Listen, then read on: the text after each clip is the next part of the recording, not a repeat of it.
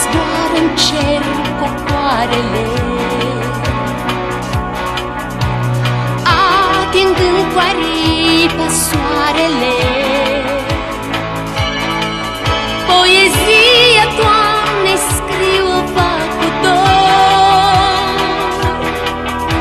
frunza acest suflet căzător. Vântul bate și bat orele,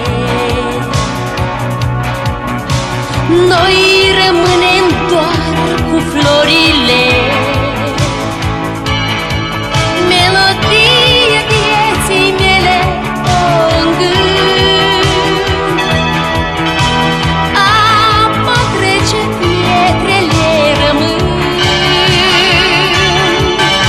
Primăvara va veni, pietrele vor înflori, voi cânta iubirea, pacea, fericirea, viața voi cânta.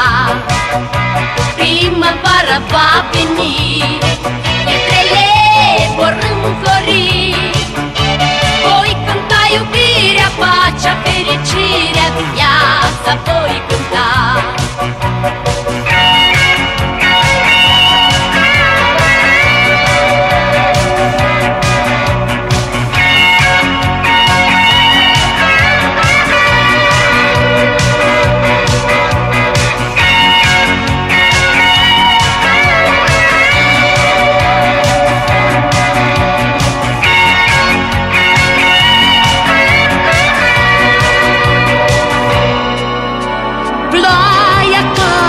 Și cad stelele, găurindu-ne umbrelele. Revenim târziu din toamnă și din ploi la iubirile ce ard în noi. Zboară, zboară triste zilele, noi rămânem cu iubirile. Melodia vieții mele o îngând, apa trece, pietrele rămân.